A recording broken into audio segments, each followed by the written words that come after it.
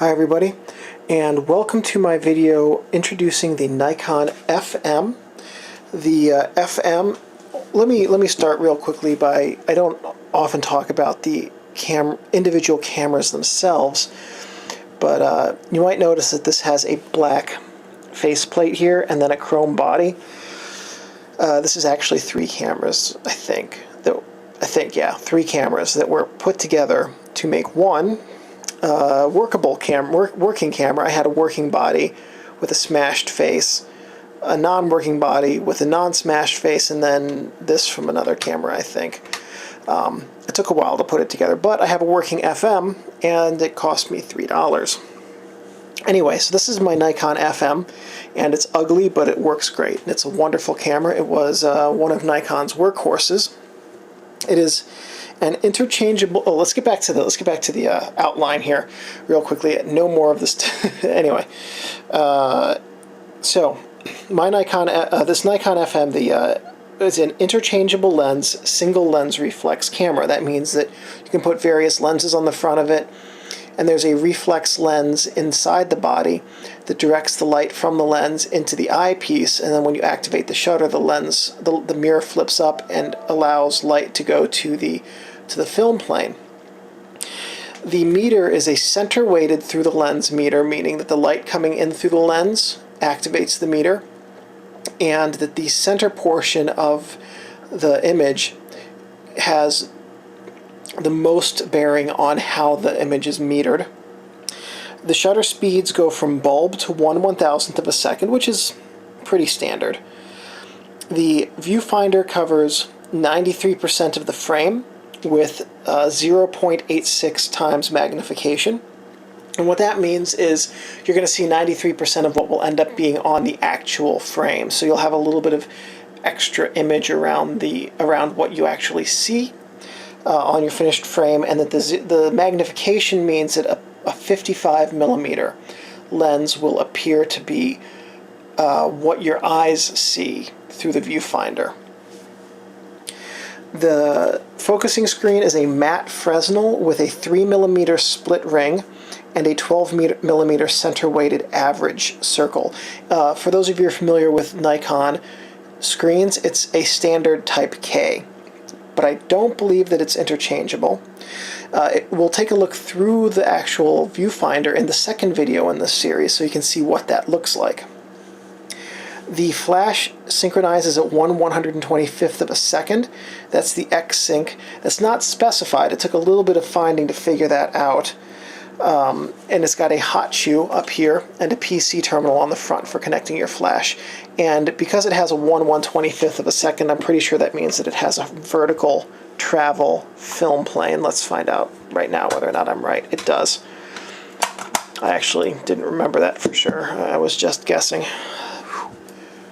Glad I didn't look like a doofus accidentally, only on purpose. I only look like a doofus on purpose in these videos. That's not true. Okay, based on the build quality, this is one of the most reliable camera designs ever made. And that's because it has high quality hardened metal parts. For instance, the gears are very high quality, and they will last. Well, they'll outlast me, and probably most of you watching this. The bearings, it's got a bearing-mounted shutter and film transport, and so the shutter moves with very little friction and very easily across its range of motion, and then the film also moves across the film plane with very little friction and very easy motion. And it's got a high-quality machined metal body, and that allowed very tight tolerances in the design and construction of this. The camera model was targeted towards advanced amateur photographers. It replaced the Nikormat F and EL series. In fact, it directly replaced the Nikormat FT3. It's a very compact body compared to other Nikons that were coming out at the same time. And if you've seen any of my other videos with the Nikons, you can see it's much smaller than them. And it feels much smaller in your hand. It feels like a Pentax in your hand. It's so small. It's true. The chassis, I said it's machined, but it's made of copper selenium alloy, which after the FM was the first camera to use that. That became the standard alloy material and production method for Nikon's bodies, because it's a very high quality alloy, and it provides pretty good results. The chassis for this camera, for the FM, the exact same chassis was subsequently used on the FE, FM2, FE2, FA, and FM3A. 4 of those cameras are absolute legends. The FE, the FE2, the FM2, and the FA are amazing, amazing cameras. The FE2 is one of the best workhorses Nikon ever made, although my FE2 died and could not be fixed. That's the electronics. That's the weakness in that camera. Anyway, but the FE is another amazing camera that will last basically forever, and the FA is a camera that I would love to have and have not been able to get my hands on, despite lots and lots of trying. People always outbid me.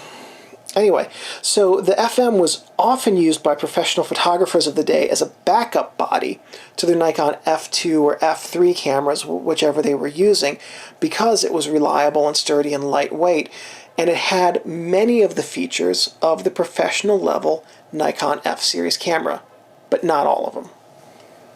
And so what do I mean, not all of them? Well, I'm going to be doing the video for the Nikon F3 soon, a similar video to this, and we'll see that that camera has a number of features in it that this doesn't have: a flip-down shutter over the back, an interchangeable prism, interchangeable focus screens. I don't think this one's are. But this has a number of advanced features on it, which are very nice. For instance, it can take the old NAI lenses. It has stop-down metering. A button up here that does something. We'll get to that later in this video. This was produced by Nikon from 1977 until 1982, which is a pretty good production run. Those were also really fun years. Like, I remember them. I remember those years. I hate to admit it, I do. It was produced in Japan. It has an all-mechanical shutter, and the battery runs only the meter. Now, many of the cameras produced by Nikon, Pentax, and Canon in that time frame were similar in that, and before that, obviously. All the battery does is run the meter.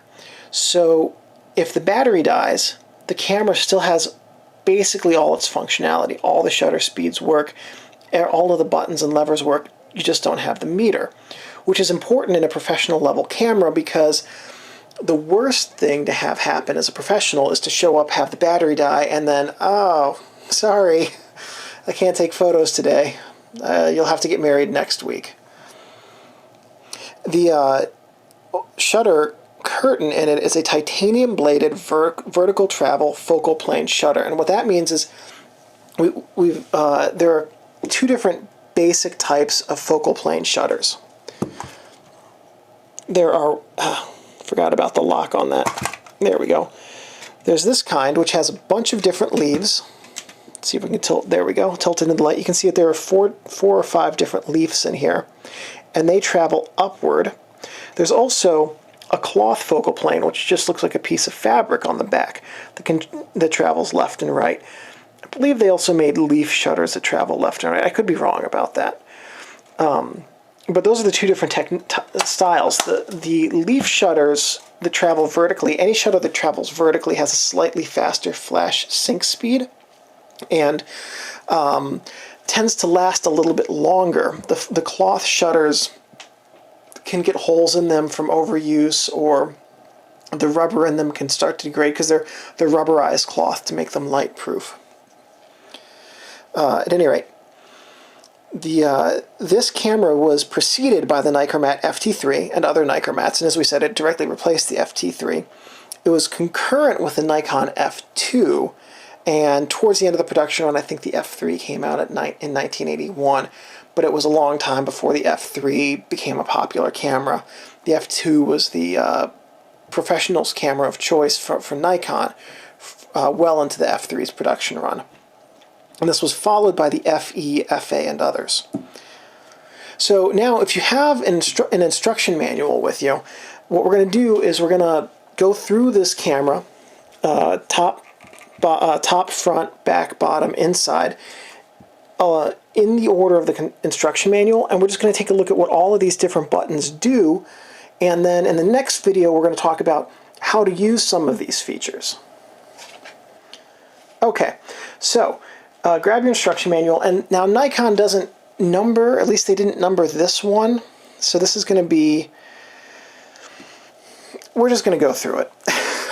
In fact, they don't even, I have a certain pattern to how I do these videos. I go top, front, and then some other places. But Nikon doesn't have their instruction manual laid out the same way. They have it laid out front and bottom, and then some other places. Top's last. All right, anyway, so what we're going to do is we're actually going to go skip around the instruction manual a little bit. We're going to go to page 3. We're going to start over here with the safety lock. There's a little knob, a little catch right here, and this is the safety lock. And what you have to do is push this off to the side before, pull it backwards before you can lift up the release to open the back door. This locks the film back in place so you can't accidentally open up the film plane. An important feature if your living depends on taking photos and having them developed and having them be good and not ruined.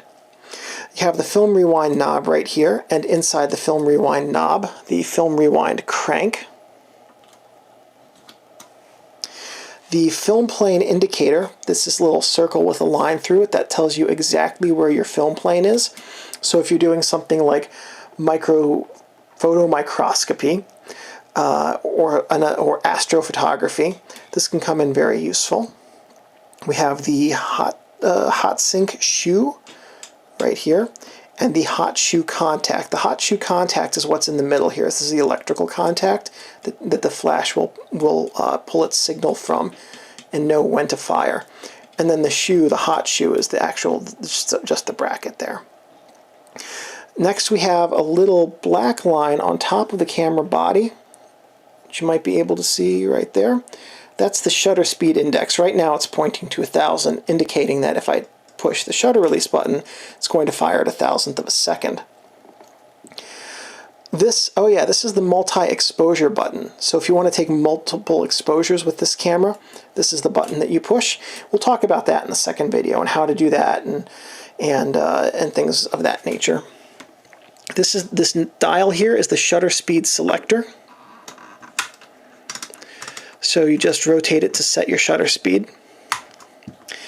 Then we have these numbers right here. Right now it's set on 200. This is the ASA film speed window. ASA and ISO are the same thing. American Standards Association, International Standards Organization. The change was made sometime in the early 90s, I think, from ASA to ISO, maybe late 80s. So any camera that has ASA is previous to the switch over from ASA to ISO being the standard nomenclature for film speed. ASA shutter window, where's 11? Oh yeah, here it is. That little red triangle right there, that's the ASA film speed index. So that's pointing at 200. That lets me know that right now the camera is metering the light and calculating the exposure based on 200 ISO film. The meter on index, as you see when I pulled the film advance lever out, there's a little red dot. That turns the meter on. And that, if you can see that red dot, then you know that your film meter is on and active and metering and draining your battery. That was number 12. Where's number 13? 13. I numbered these myself, so I would know what to do and what order to do them in, and then have proceeded to not be able to find any of the numbers because my handwriting's awful. See, shutter operation mode index. My camera doesn't have that. So on some FMs, I believe the oldest ones, there would be a lock, or maybe it's the newest ones, I'm not sure which. Anyway, some of the FMs have a lock here, and then this thing around the shutter release button rotates to lock or unlock the camera, the shutter release specifically. Mine doesn't do that. So I don't know when that change was made off the top of my head. if we're lucky, I have it in my notes and I can sound like I actually knew all along and I'm just lying right now. We'll go with that. At the top of above the lever, the film advance lever, is a little window, and that's your frame counter. Right now it's on S, indicating that I have not taken any images yet. In fact, that I haven't advanced the film all the way yet. And then as you take your pictures, that advances 1 for each time. And then lastly, we have the frame advance lever. So after did I miss something? I sure did. All right, so not lastly, then we have the shutter release button. I can't believe I forgot that. The shutter release button is what you push to actuate the shutter and take the picture. And then after you're done, you advance it with the shutter release. Now, if we watch the window on top here, take the picture, you can see that the number advanced. So that's how it's counting.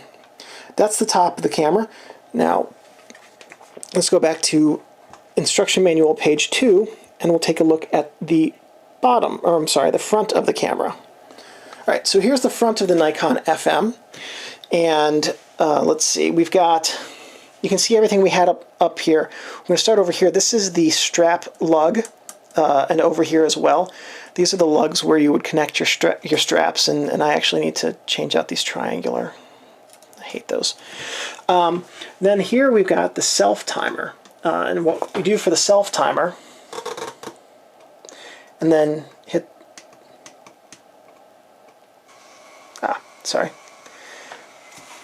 turn it back to upright, and then the self-timer will start.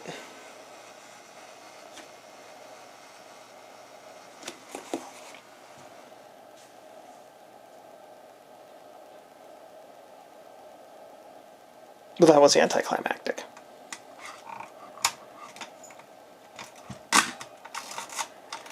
So, learning now that the self-timer on my camera doesn't work. Anyway, that's the self-timer. Maybe I just did something wrong. That's possible too. Here we have the stop-down metering button. We'll get to that in just a second. Over here we have the lens dismount release button, the flash PC socket, another strap lug here. And important for all professional level Nikons, we have this metering pin. And this is different from the normal metering pin because there's a little button right here, and you can flip this up. Now you can use old pre-AI lenses in stop-down metering mode, which is important because the pre-AI lenses were nice, and it also allows a lot of flexibility. And it's, Nikon has changed their lens. They haven't changed their lens mount in the way that, in terms of the flange itself, but they have changed the metering connection between the lens and the camera, I think 4 times. Pre-AI, AI, AFS, and G. And they represent different ways that the camera and lens interact.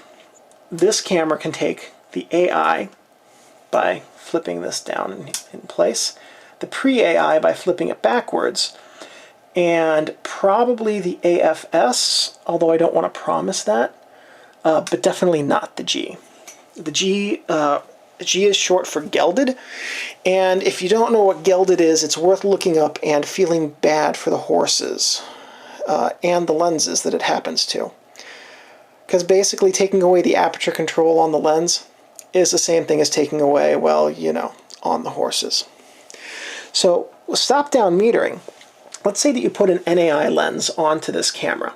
You're going to have to meter it. It's not going to meter automatically because there's no connection between the NAI lens and the inside of the camera, or the camera meter, because this doesn't have the old NAI pin style. So the NAI lens can't communicate which aperture that it's set at. So you would put this pin down like that, and then you would mount the NAI lens. Now, in order to meter, you would set the NAI lens at whatever aperture you want to use. Set that, and push this button backwards, and then that would stop the aperture down, and now the camera will tell you what your light reading is. You would adjust the settings to the shutter speed that you need in order to have a proper exposure with your selected aperture, release that, take your picture, and you're set. You have to do that every single time. So it's a slightly laborious process, but if somebody's using a Nichromat FTN or an old F2, I think was an NAI camera, I don't have one, so don't quote me on that, this is a really good thing to have because it allows someone to bring one set of lenses to a shoot. Let's take a look at the bottom here really quickly.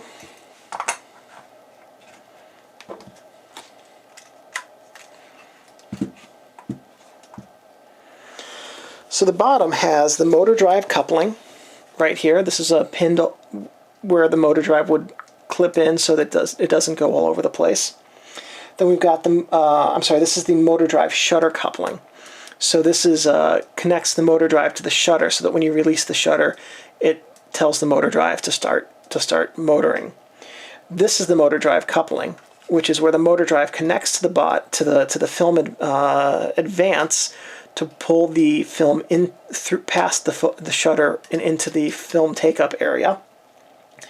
Then we have the film rewind button right here, which is what you push to release the film sprocket and rewind the film freely.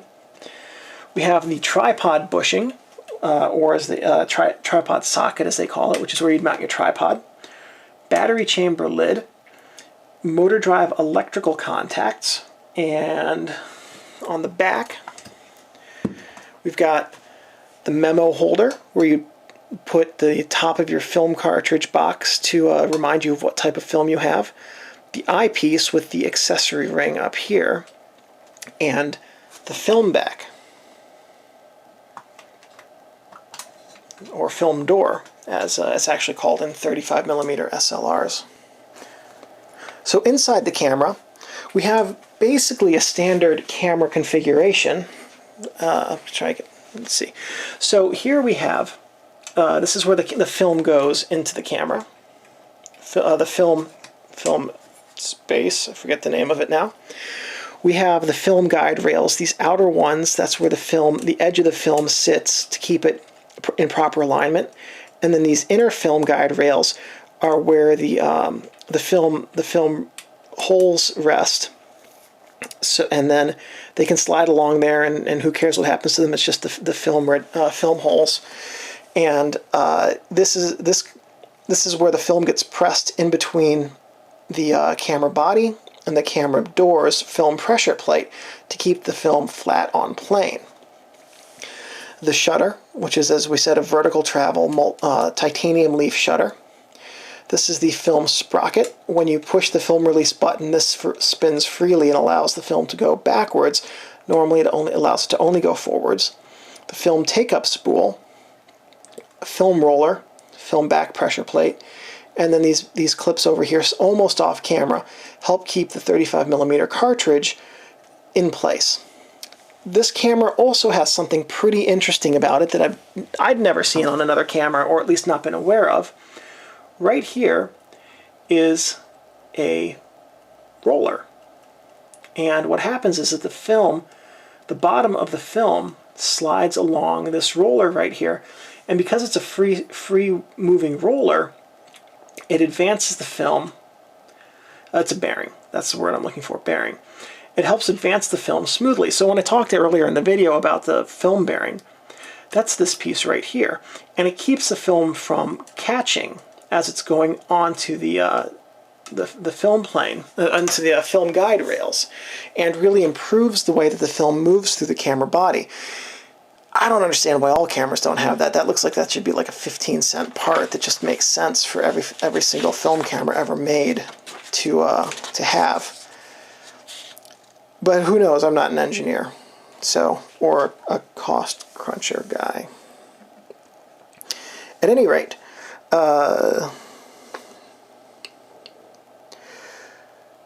so like we said, this has a mechanical shutter that fires at all speeds without batteries.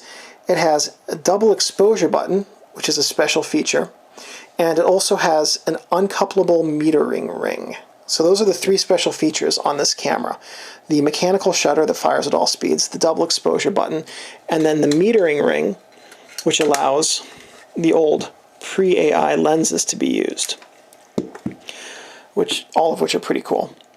For lens compatibility, we're going to switch over now to a chart, and we're going to take a look at a lens compatibility chart for which lenses can be used with the Nikon FM.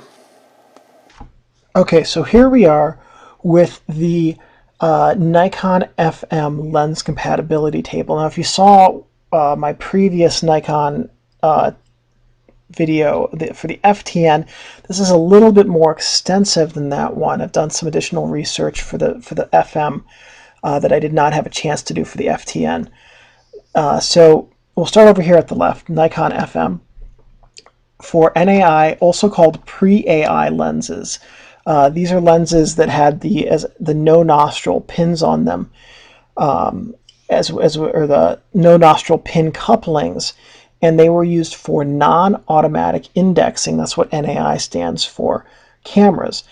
They can be used and mounted because the mounting pin flips backwards, but you can only use them with stop-down metering. If you have a camera like the N70, FG, EM, or a number of others where the pin does not flip backwards, that pin could break mounting a non-automatic indexing or pre-automatic indexing lens.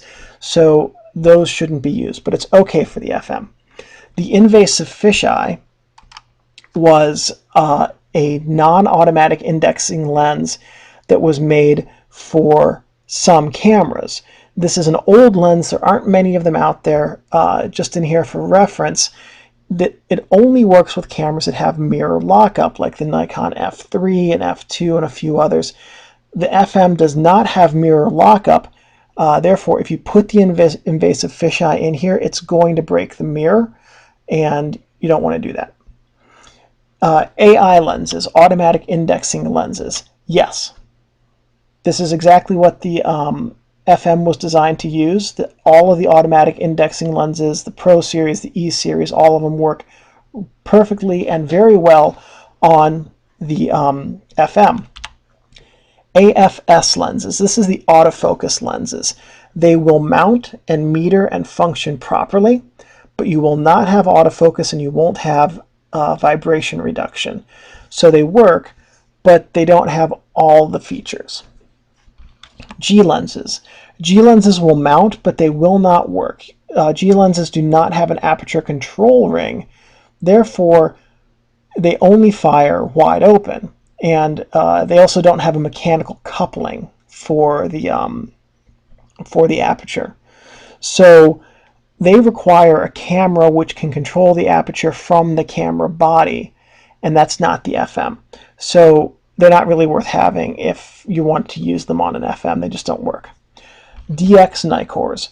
These are lenses that are made for the APS-C crop sensor digital cameras like the 5100 and 3100 and so forth. They will mount on the FM, but they will vignette. They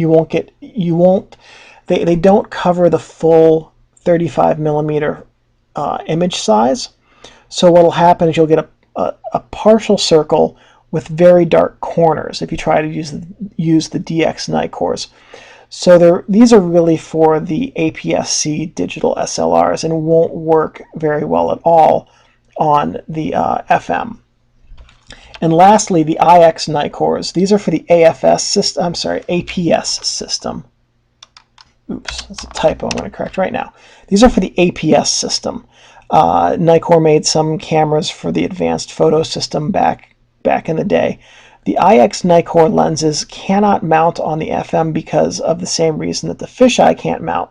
The rear element extends into the camera body, and when the mirror actuates as part of the shutter release, it shatters when it hits the rear element. So if you have an IX Nikkor lens, you really don't want to mount it on the FM. Okay, we're back from the chart, and if you need more, that chart's just meant to be a survey level type information introduction. So if you need more specific information about a lens you have, there are a lot of really good resources on the internet where you can find lens compatibility for your Nikon lens and this camera, or another Nikon camera if you have it, and find out if it will mount, if it won't mount, if it will meter and mount, or if it will meter and if it will mount and not meter, if it will fire and stop down, if it won't fire, if you can't use it. For instance, let's say a Nikon G lens. If I put a G lens on here, it would only be able to fire wide open because it has no mechanical coupling. And here's the mechanical coupling. It has no mechanical coupling to understand what aperture the camera wants it to fire at. So G lenses can only fire wide open on these old camera bodies. That's why they're gelded and useless. So anyway, a couple of camera don'ts. Do not touch the shutter that was back here. Don't touch that. That's a really good way to brick a perfectly good camera. If you put your finger on the shutter and poke the leaves out of alignment, or if the cloth. The replacement parts for these aren't being made anymore, and it can be hard to find someone who can fix that. So if you do that, you've basically just bricked your camera. Do not touch the mirror. There's a mirror inside here. Don't touch it because the oil from your fingers will cause the mirror to become desilvered, which will impair its usability and eventually ruin it. Don't leave your camera or lenses in your car because they'll be heat damaged and can be ruined. The oils that lubricate the components in the cameras and lenses will become very runny and then get to places where they're not supposed to, like the lens glass or the aperture blades or other places within the camera. And then when they resolidify, they cause problems because the oils aren't supposed to be there. Don't store your gear in a plastic bag or a Rubbermaid tub or even a Pelican case. If you use a Rubbermaid tub or a Pelican case and you put desiccant or dehumidifier packs in, that's okay. I actually keep all my permanent gear in Pelican cases with an overkill amount of desiccant packs, reusable desiccant packs in them. But Rubbermaid tubs, as long as you have a good desiccant in there, are okay. But plastic bags should never be used to store camera equipment. And the reason for that, and the reason for having the desiccant, is because it prevents fungus. And fungus is very detrimental to your gear. It will destroy it, especially your lenses. And do not let your camera get wet.